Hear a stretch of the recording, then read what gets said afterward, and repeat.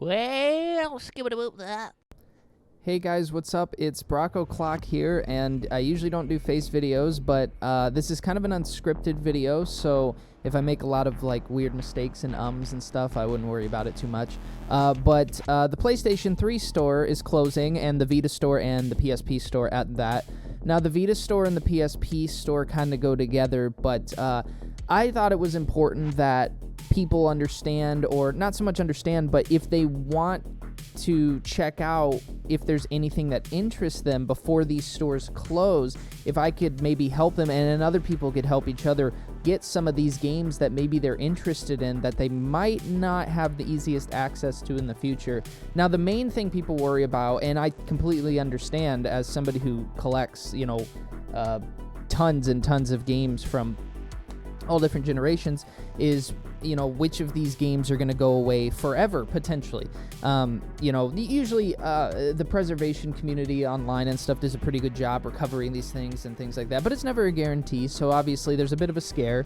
I have heard some people say, like, what does it matter, like, like nobody's playing these, or well, you might not be playing these, but I'm sitting here playing like Growlancer on my PS2 and stuff, and those are pricey games.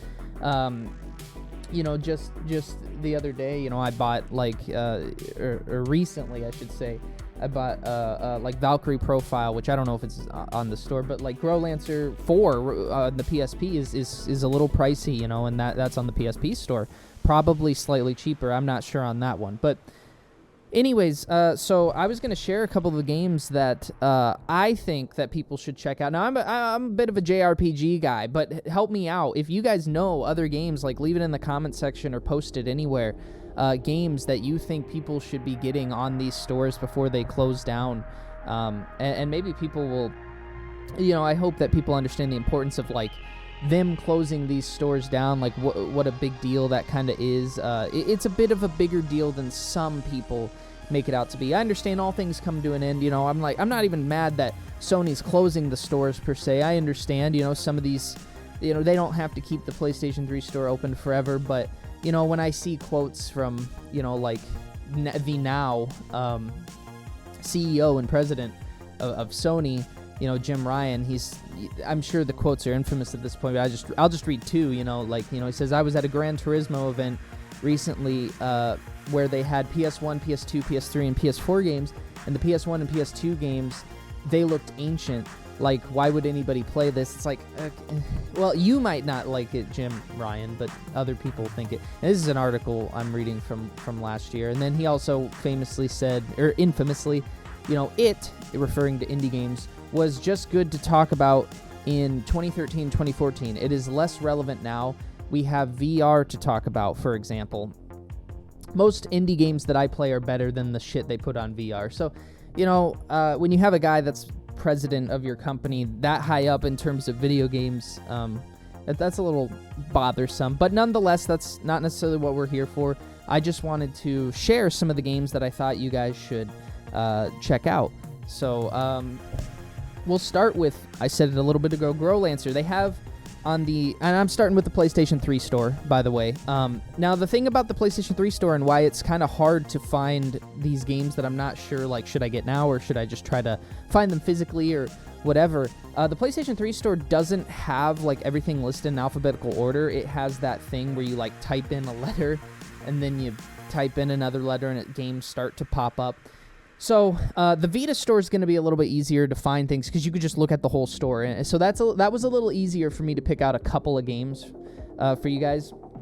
But so especially with the PlayStation 3 store, let me know and let others know before this thing kicks the bucket. Growlancer Heritage of War is a game that I've seen like at my local games store and stuff like that for about 40, 50, 60 bucks sometimes.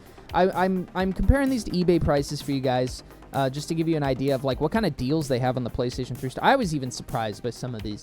But like Growlancer, Heritage of War specifically, I couldn't find on eBay in its base form. I just found the limited editions, which obviously are pricey. So, I'm not expecting crazy. But, those are like $300. So I'm expecting that to be around $40, $50, $60 game, Heritage of War in there. They don't have generations. Now, if you haven't played Girl Answer, that's a fantastic series with the art from the famous Satoshi Urushihara. But Heritage of War is going for $10 on the PlayStation 3 store. You're going to see that a big trend here as I go on with more of these games. They're just super cheap on here. And just for shits and giggles, even though I already have it, Wayfarer of Time, the PSP one, which is Girl Answer 4, not the most expensive of the Girl Answer games. It's probably, that's another like maybe $40, $50. But on the PlayStation 3 store, $20. So you can understand why some of these, it's kind of a big deal that they're getting rid of them. We'll move on over to Suikoden. Now, Suikoden is a series that I have not played, but I've always really wanted to get into. And they are also very pricey. So they have on the PlayStation 3 store, and the Vita store is a little different. Keep in mind, I think the Vita store only has like 2 of the Suikoden games. So this is strictly just the PlayStation 3 store. Suikoden 1 on the store is I already bought it, so it doesn't show me, but I believe I paid $6 for it. I'm looking at Suikoden 1, the American version. The Japanese versions for a lot of these games as well, keep in mind, are very cheap. Since I'm doing JRPGs, there will be one American one we'll get to in a little bit that might surprise you. Suikoden 1, I'm seeing, like, if you bid for it on eBay, you can maybe, if you're lucky, get it around, like, $50-some, but most of these are around $100. So $6 is a fucking steal for Suikoden 1. Suikoden 2, and I'm just trying to go through these real quick, $10 on the store. I believe all the Suikoden, so Suikoden 1, $6, 2, 3, and 4, I believe, are all 10. I'm double check. Yes, they're all 10. So I'm like looking at my screen, by the way, while I do this. So Suikoden 2 is the most expensive. I'm seeing that one for a couple $100 for the American version. I'm trying to see. I don't want to like jip you guys or dupe you. I see an $120, but it's not complete and it's a bid. Suikoden 2 must be terribly difficult. Hard to find. Suikoden 3 and 4 are a little easier because they're PS2 games, so it was so successful. I'm seeing that one for around $50-some, dollars here. This one is even with the manual and everything for $50 on eBay. It's not even a bid; it's a buy it now. So Suikoden 3 not crazy, but once again, $10 on the store. Suikoden 4, I'm also seeing, if you're lucky, a couple of like $50. There's a couple that are higher than that. Most of the ones below 50. Here's a 35, but it's got some wear and tear, you can tell. So there's that. Let's do Xeno Gears first. Now, if you're a fan of Xenoblade or Xeno Saga, which is a little older, and those aren't on here, unfortunately. I wish those were. The Xeno Saga 1, 2, and 3, because those are pricey. Xeno Gears 1 is another really pricey game. This one can be played on the PS3, the Vita, and the PSP. I forgot to mention that with some of these. Some of them are PSP only. Some of them are PSP and Vita. Some of them are PS3, PSP, and Vita. So it depends. Make sure you look. It says when you're buying the game, like what it's compatible with. For the most part, it's not going to show up in like the store if it's not. So like if it's a PS3 only, it's not going to show up in like the Vita store, for example. So, because they are slightly different, which is why I had to like separate these. And these are not available on PC anymore. They got rid of, and by PC I mean the PlayStation Store online. You could still buy them on the website and then download them to your console later. You can no longer do that for these consoles. They got rid of the website. So Xeno Gears is about, once again, quick eBay prices. Seeing bids around $100. This is a pricey game. There's a buy it now for $200. A reproduction case, we don't bother with that shit. Yeah, the bids are like under $100. Here's a buy it now for $150. So that's a pricey one. $10. You can't beat that. That's a definite. That one might be the biggest gap in prices there. The Xeno Gears one. Okay, I think we're moving on over to the Vita stuff now. Lunar Silver Star Harmony, I believe. See, this is one of the ones that showed up, and that's why I got confused, in the PS3 store, but it's only on PSP and Vita, playable-wise. This one I'm seeing, like, there's a sealed one for $100. That's not a great thing to go off because it's a brand new copy. That's a Japanese one, so that's not great. Yeah, here's a buy it now 100. The Japanese ones are about 40 something. And then on the, once again, the American store. And the American store for the, what this is a PSP, PSP Vita only, $15. The Persona 1 remake, this is another Vita PSP store, I believe. This should not play on a PS3. The Persona 1 remake is something I missed out on back in the day. And I'm looking online on eBay for that one. This one is just tough for me to even find. The Japanese version, I'm seeing 30s. Here's one. Nope, that's a Japanese import, $100. This one is just tough to find. Now, Persona 1 is not like the greatest of the Persona games. I'm not going to lie. I don't even, but if you're interested in Persona and you like playing, I'm like one of those people, I like playing games from the beginning to the, Persona games you can play really in any order with the exception of the two part 1 and part 2 kind of thing. But definitely if it's something you were interested in your collection and stuff, we'll take a quick look at how much the original Persona goes for in the store. So, slightly pricier. I had to look in my Vita store real quick. It's not on the PS3 store. $20. So, that's another one. Like I said, I was having trouble just even finding it. I've seen that in local game stores for about 80 to 100. So, it's definitely a toughie to find. We're going to start to wrap this up. I got two more. First one won't surprise you. The other ones, I thought of like later, and I was like, how the fuck? Power Stone 1 and 2 are extremely expensive games on the so here's Power Stone 1 on Dreamcast for about $100. Here's a $70. That's a bid though. Power Stone 2 $102 bid. I know Power Stone 2 is a little harder to find. There's a $90 for the first one. Now, they do have the Power Stone Collection on PSP, which is what this is, by the way. I should clarify. They have the Power Stone 1 and 2 Collection on the PSP, and you can get this on the Vita store, and I'll take a quick look. So this one is probably the biggest price gap. Power Stone 1 and 2, as I just read, can go for like over 100 for the second one. It's $10 for the collection digitally in the store. And even the physical version, if you want to try to find that, I'm seeing that for around $55. And that's a buy it now even. So it's not the craziest thing, but the Power Stones aren't ported. Keep in mind, a lot of these games I'm also telling you guys are games that are not ported. I'm not saying they won't be, because like Nocturne is coming to the PC in a month, or by the time this video comes out, it might be out. I'm not quite sure. But, so Atlas is doing a very good job of preserving their games and bringing them to us. Even if that's an HD remaster, it looks mostly the same. But like Power Stone, I that's a series I'm just like, they're never going to bring that back, are they? Like, I don't know. Maybe they will. Finally, one last one, and this one might surprise you. Tomb Raider. The originals. Like, what? They're not the priciest games physically. I just bought Tomb Raider 2, and I'll look these up real quick. I'll just look up, like, the first 4, or whichever ones maybe are in the store. I bought Tomb Raider 2, pretty decent condition, recently from my local game store for $10, but I got lucky. That's the only one they had, and when I've been looking for Tomb Raider games online, the PS1 original ones, they're actually quite pricey, it seems. So just real quick with the math heel in my head, and what I'm looking at on screen.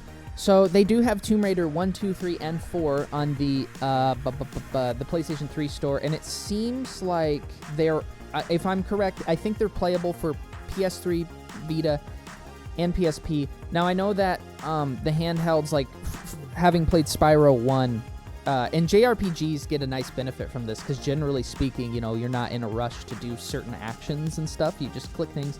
With a game like Tomb Raider, it might not play the best on like a Vita, just based on like how the controller was back in the day. I know Spyro 1, you had to use like the analogs to move the camera, which was not ideal compared to the DualShock with the both the doodads at the bottom, the control sticks there back in the day. It was better to have that. So there is that downside. If you can get your hands on the digital PS3 ones, Tomb Raider 1 is $10, interestingly enough, and then, and I say interestingly enough because it seems like Tomb Raider 2, 3, and The Last Revelation, which is the fourth one, are all $6, so they're a little cheaper. You know, I'm a physical type of guy. I like things physical, especially old school games. New school games, I don't care about physical as much. And these Tomb Raider games, they're not the most expensive, you know, they're not crazy. But just the fact that, like, Tomb Raider, that's such a big series. You think of, like, Lara Croft. She's in Fortnite right now. You know, that was a big character in the early 2000s. Huge. If you read old gaming magazines and stuff from back then, it was all about, like, you know, a lot of it was about Lara Croft, Resident Evil, Lara Croft, Resident Evil, Halo, Lara Croft, you know, so it's just, like, it's crazy to me that they haven't ported the original Tomb Raiders in any sort of way, like Square Enix or whoever, you know. They did those reboots, but that's about it. Like, it's not that Tomb Raider's dead, but it's just like, wow, Tomb Raider was so big, what happened there? So, like, I'm looking at Tomb Raider 3, I see a buy it now for $13. Tomb Raider 1, there's a bid for $23. So, they're definitely cheaper on this digital storefront. Once again, these aren't like the hard. A lot of people had Tomb Raider. These aren't the hardest things, but just some nice cheaper options before this store closes and stuff.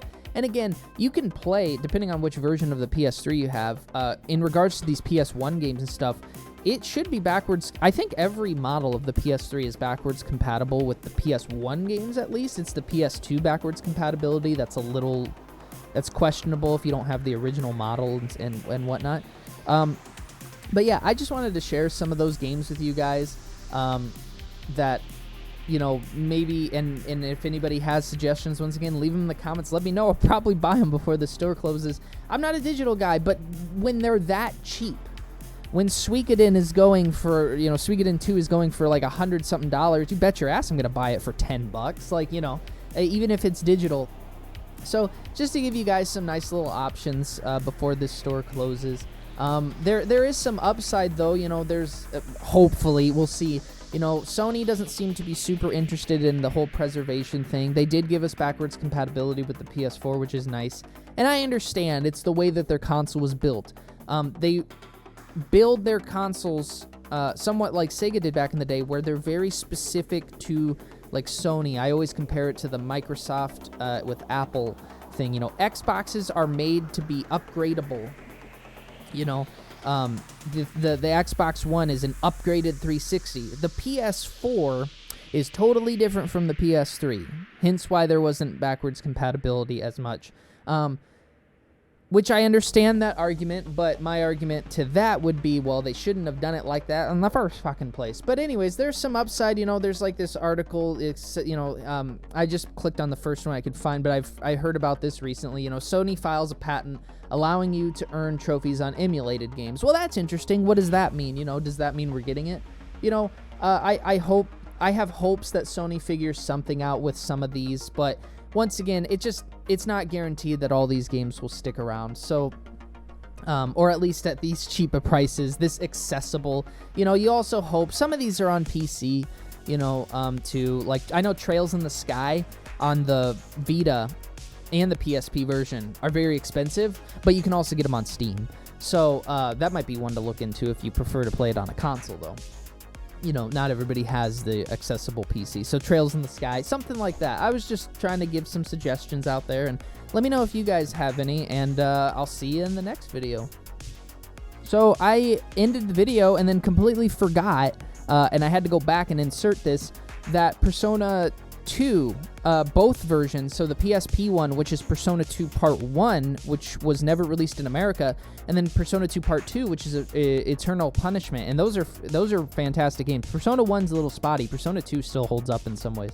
So I highly recommend those, especially Eternal Punishment, which you can get on the PSP, the Vita, and the PlayStation 3 store. That game goes for like $200. That's a pricey one. To get Persona 2 Eternal Punishment. And then Innocent Sin, the PSP one, even that one's getting up there in price. So that one I'm seeing for around, like, say, here's an $87 bid. So even that one's like a little bit of $100, unless you, once again, get a Japanese import. So Persona 2 Innocent Sin, even on the PSP, is over $100 probably, depending, once again, you might get lucky. But you can buy Persona 2 Part 1, so the PSP game, on the Vita store or PSP store for $20. And Persona 2 Eternal Punishment is probably the best deal of every game I mentioned, because you can get that for $10. I already bought it. I was like, fuck it, I gotta get this now, because I plan on having a Persona 2 Innocent Sin physical someday after my filthy get-rich scheme or something. Hopefully that doesn't age poorly. But yeah, like, that's the thing. So those I had to insert those. I completely missed them.